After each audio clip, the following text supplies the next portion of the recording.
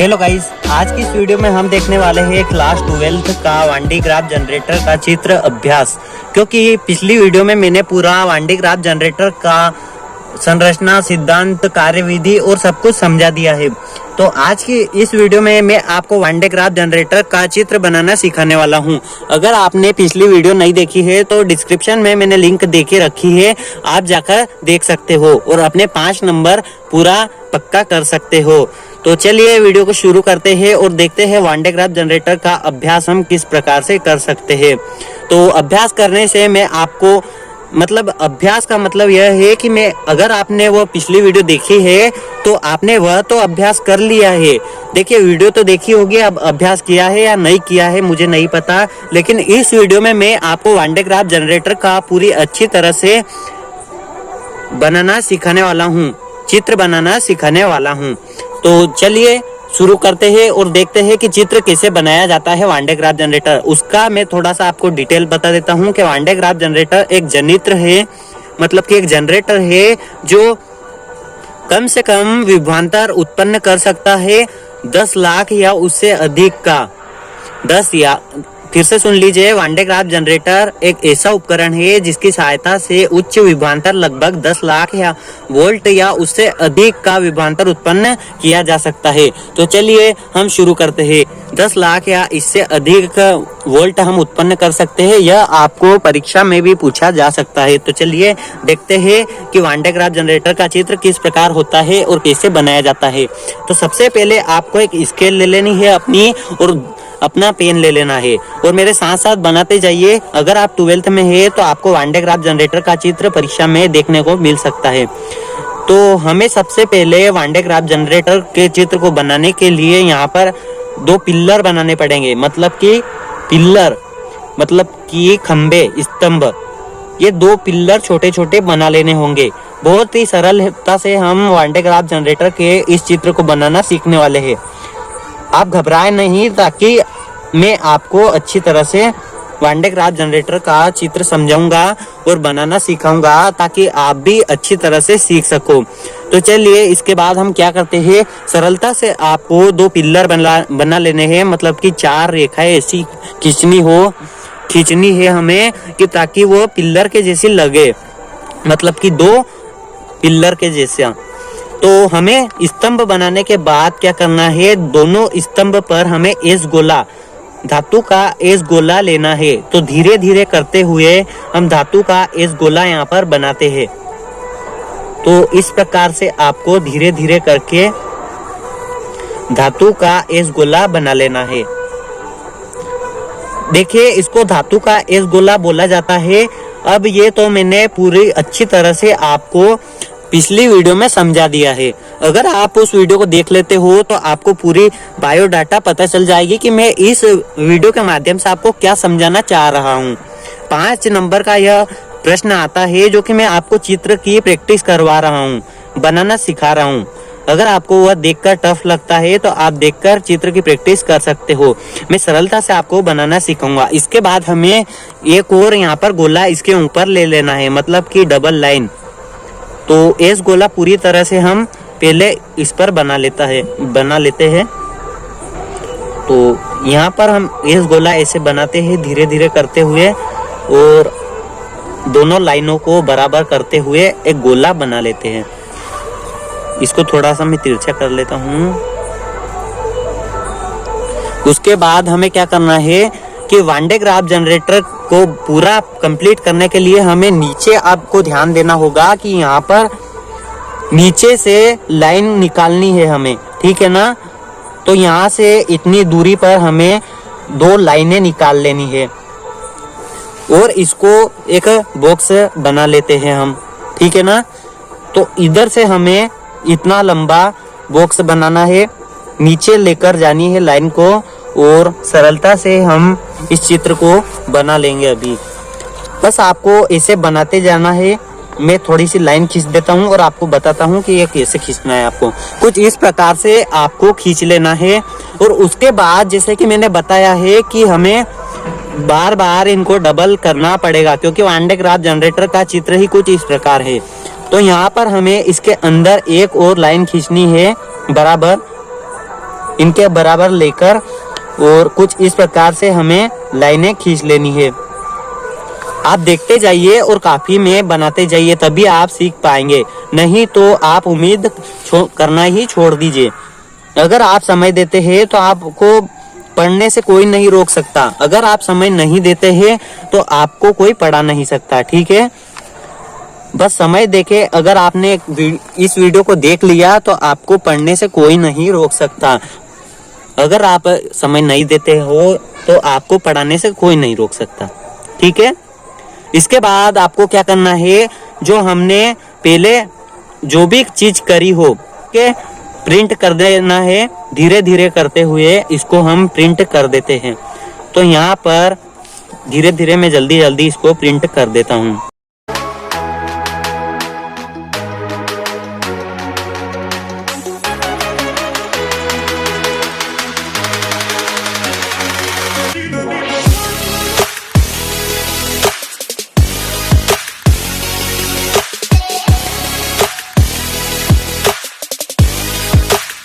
Guys, आप देख सकते हैं कितनी अच्छी तरह से हमने इसको पेंट कर लिया है। अब इसके आगे हमें क्या करना होगा, चित्र को आगे बढ़ाते हैं हम। तो सबसे पहले हमें इसके लेकर 2 लाइन ऐसी खींचनी है जैसे कि कुछ बेल्ट बनाना पड़ेगा हमें। तो 2 लाइन हम ऐसे खींच लेते हैं कुछ इस प्रकार से।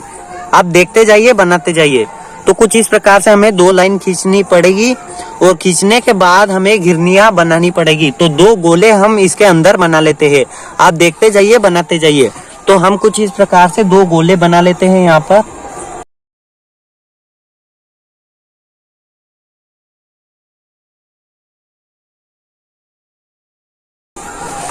तो कुछ इस प्रकार से हमें डॉट दे देना है। देखिए डॉट थोड़ा बड़ा हो गया है क्योंकि यहाँ पर थोड़ा सा टिक किया हुआ था कुछ इस प्रकार का, तो आप इस पर ध्यान न दें। और उसके बाद हमें क्या करना होगा कि यहाँ पर एक मोटर बनानी पड़ेगी, क्योंकि ये जो पट्टा चलने वाला है ये मोटर से ही तो चलेगा। मोटर अगर नहीं रहेगी तो हमारा पट्टा चलेगा कैसे, मतलब कि अगर हम बोलना चाहे तो बेल्ट चलेगा कैसे। और यहाँ पर हमें मोटर लगाने के लिए एक और गोला यहाँ और भी बनाना पड़ेगा। और यहाँ हमें देखिए, यहाँ पर सबसे अच्छी बात है कि ऊपर जो ये गोला है इसमें एक ओनली डॉट आएगा और यहाँ पर नीचे क्या आएगा आप देख सकते हैं, यहाँ पर 2 गोले आएंगे और एक डॉट आएगा। तो आप यहाँ पर ध्यान रखिएगा। तो कुछ इस प्रकार से हमें बना देना है। अगर आप समय देते हैं तो बिल्कुल सीख जाओगे। आप बस ध्यान रखें कि हमें बनाते चलना है। वांडे क्राफ्ट जनरेटर का चित्र आप कभी जिंदगी में नहीं भूलोगे। इसके बाद हमें यहाँ पर बेल्ट जोड़ना पड़ेगा। अब हमें इस घिरनियों को घुमाने के लिए, मतलब इस बेल्ट को घुमाने के लिए एक मोटर से भी बेल्ट कनेक्ट करना पड़ेगा। तो अब हम देखते हैं इसके बाद हमें क्या करना होगा। तो यहाँ पर हम मोटर का एम नाम दे देते हैं और इसका हम साथ में नामकरण भी करने वाले हैं। तो आप देख सकते हैं यहाँ पर मोटर का हम एम नाम दे देते हैं और यहाँ पर पिलर जो हमने बनाए थे, जो विद्युत रोधी स्तंभ हमने बनाए थे, इनको हम पी नाम दे देते हैं। अब आप समझ गए होंगे कि पी नाम हमने क्यों दिया है, क्योंकि इनका नाम है पिलर। पिलर यानी स्तंभ। तो 2 स्तंभों के ऊपर हम धातु का एक एस गोला रखते हैं। ये पूरा का पूरा बायोडाटा मैंने पिछली वीडियो में आपको समझा कर रखा है। तो अब आपको क्या करना होगा कि आपको यहाँ पर ये जो पिलर दिए हैं, अब इसमें आपको यहाँ पर क्या करना होगा, एक कंघी जोड़नी पड़ेगी। यहाँ पर आपको कंघियां 2 कंघी जोड़नी पड़ेगी। C1 और C2 2 कंघियां जोड़नी पड़ेगी।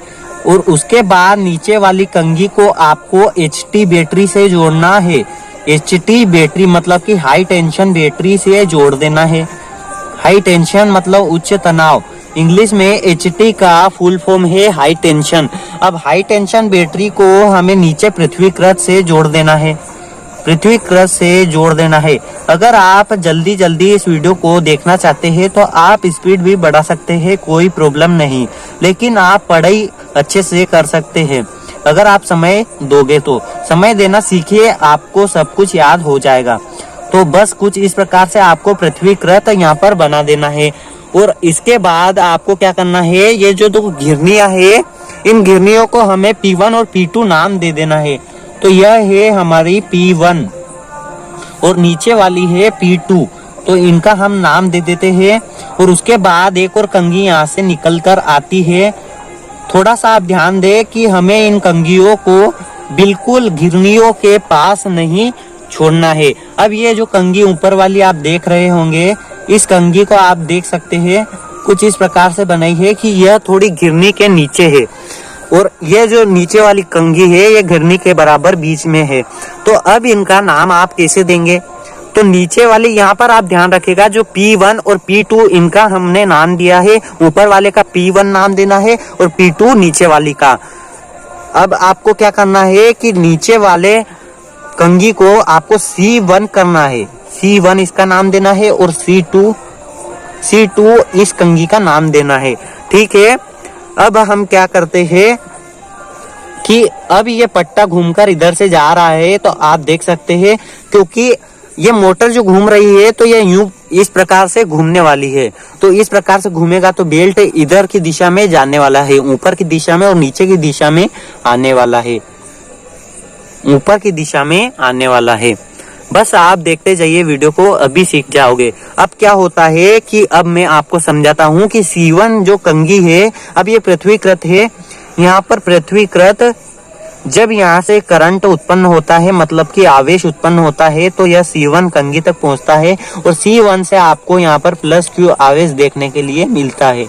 +Q मतलब धनात्मक धनावेश आपको देखने को मिलता है, क्योंकि यहाँ पर जब ये कंघी मतलब विद्युत को लेकर आएगी अर्थ से, इसको पृथ्वीकृत को अर्थिंग भी बोला जाता है। तो अर्थिंग से जब विद्युत उत्पन्न होगा तो यहाँ पर +Q आवेश उत्पन्न होगा और उत्पन्न होकर ऊपर C2 तक पहुंचेगा। C1 कंघी C1 से C2 की ओर जाएगा और C2 से बाहर प्रवाहित होकर यहाँ पर प्लस आवेश बाहर भी उत्पन्न हो जाएगा। मतलब कि इस गोले के आसपास आपको प्लस बना देना है कुछ इस प्रकार से। तो आपको धीरे धीरे, क्योंकि हम प्रैक्टिस कर रहे हैं ना, कभी भूलेंगे नहीं। और कैसे बनाना है आपको देखने से कठिन लगता होगा, लेकिन ये चित्र कहाँ कठिन है, मैंने आपको बनाना बताया है। और आप अगर साथ साथ बनाते जा रहे हो तो चित्र कोई कठिन नहीं है हमारा। अब आपको क्या करना है, स्केल की सहायता से इसमें आपको अणुचुंबकीय बॉक्स में बंद कर देना है। ये जो हमने जनरेटर बनाया है इसको अणुचुंबकीय बॉक्स में बंद कर देना है। तो कुछ इस प्रकार से हम स्केल की सहायता से अणुचुंबकीय बॉक्स में बंद कर देते हैं। अब आपको यहाँ पर एक डिब्बा बनाना है, मतलब कि बॉक्स बनाना है, अणुचुंबकीय बॉक्स। इसका नाम हम रखेंगे अणुचुंबकीय बॉक्स, मतलब हमारे द्वारा नाम नहीं रखा जाएगा, यह एक नाम होता है अणुचुंबकीय बॉक्स का। तो कुछ इस प्रकार से हम एक लाइन खींच लेते हैं। लाइन खींचने के बाद आपको यहाँ पर एक डिब्बा बनाने के बाद अब हम इसका नामकरण करने वाले हैं। तो कुछ नाम हम इस प्रकार से इसका बताने वाले हैं कि अब इसको हमें T नाम दे देना है। सबसे पहले आप नाम देखना है, हमें कुछ नहीं करना, बस 6 चीज ABCD की 6 जो लेटर से होते हैं उनको याद रखना है। एक P1 P2 C1 C2 और C1 नीचे आएगा, C2 ऊपर आएगा।